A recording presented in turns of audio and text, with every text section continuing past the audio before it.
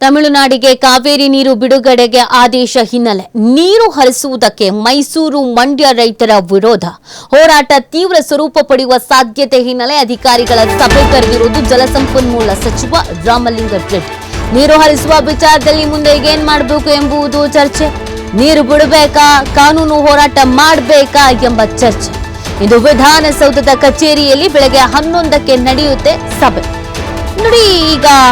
ಆಗಿರುವ ಮಾತುಕತೆಯ ಪ್ರಕಾರ ನಿರ್ದೇಶನ ಕೊಟ್ಟಿರೋ ಪ್ರಕಾರ ಇವತ್ತು ನೀರು ಬಿಡುಗಡೆ ಮಾಡಬೇಕು ಕಾವೇರಿ ನೀರನ್ನ ತಮಿಳುನಾಡಿಗೆ ಬಿಡುಗಡೆ ಮಾಡಬೇಕು ಬಟ್ ಏನು ಮಾಡೋದು ಅನ್ನೋದು ಪ್ರಶ್ನೆ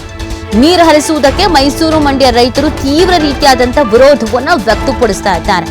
ಈ ಹೋರಾಟ ತೀವ್ರ ಸ್ವರೂಪ ಪಡೆಯಬಹುದಾದ ಸಾಧ್ಯತೆ ಇದೆ ಇದನ್ನ ನೆಗ್ಲೆಕ್ಟ್ ಮಾಡೋ ಹಂಗೇನೆ ಇಲ್ಲ ಹಾಗಾಗಿ ಅಧಿಕಾರಿಗಳ ಸಭೆಯನ್ನ ಕರೆದಿದ್ದಾರೆ ಜಲಸಂಪನ್ಮೂಲ ಸಚಿವ ರಾಮಲಿಂಗಾರೆಡ್ಡಿ ಅವರು ಇದ್ರ ಬಗ್ಗೆ ಖುದ್ದಾಗಿ ಮಾತನಾಡೋದಕ್ಕೆ ಅಂತ ಮೀಟಿಂಗ್ ಅನ್ನ ಕರೆದಿದ್ದಾರೆ ನಿನ್ನೆನೆ ಇದ್ರ ಬಗ್ಗೆ ಮಾತನಾಡಿದ್ರು ರಾಮಲಿಂಗಾರೆಡ್ಡಿ ಅವರು ಇಲ್ಲ ನಾನು ಸಿಎಂ ಜೊತೆಗೆ ಮಾತಾಡ್ತೀನಿ ಇದಕ್ಕೆ ಸಂಬಂಧಪಟ್ಟಂತೆ ಅಧಿಕಾರಿಗಳ ಜೊತೆಗೆ ಮಾತಾಡ್ತೀವಿ ಅಂತ ಅದರಂತೆಯೇ ಇವತ್ತು ಅಧಿಕಾರಿಗಳ ಸಭೆಯನ್ನ ಕರೆದಿದ್ದಾರೆ ಜಲಸಂಪನ್ಮೂಲ ಸಚಿವರು ನೀರು ಹರಿಸುವ ವಿಚಾರದಲ್ಲಿ ಮುಂದೆ ಏನು ಮಾಡಬೇಕು ಅನ್ನೋದ್ರ ಬಗ್ಗೆ ಚರ್ಚೆ ಮಾಡಲಾಗತ್ತೆ ನೀರು ಬಿಡಬೇಕಾ ಕಾನೂನು ಹೋರಾಟ ಮಾಡಬೇಕಾ ಮುಂದಿನ ಸ್ಟೆಪ್ ಏನ್ ತೆಗೆದುಕೊಳ್ಬೇಕು ನೀರು ಬಿಡೋದೇ ಆದ್ರೆ ಅದು ಸಹಜವಾಗಿಯೇ ಆಕ್ರೋಶಕ್ಕೆ ಕಾರಣ ಆಗತ್ತೆ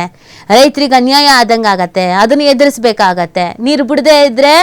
ಅದಕ್ಕೂ ಕೂಡ ಉತ್ತರ ಕೊಡ್ಬೇಕಾಗತ್ತೆ ತಮಿಳುನಾಡು ಖ್ಯಾತೆ ತೆಗೆಯತ್ತೆ ಈಗ ನಿರ್ದೇಶನ ಬಂದ್ಬಿಟ್ಟಿದೆ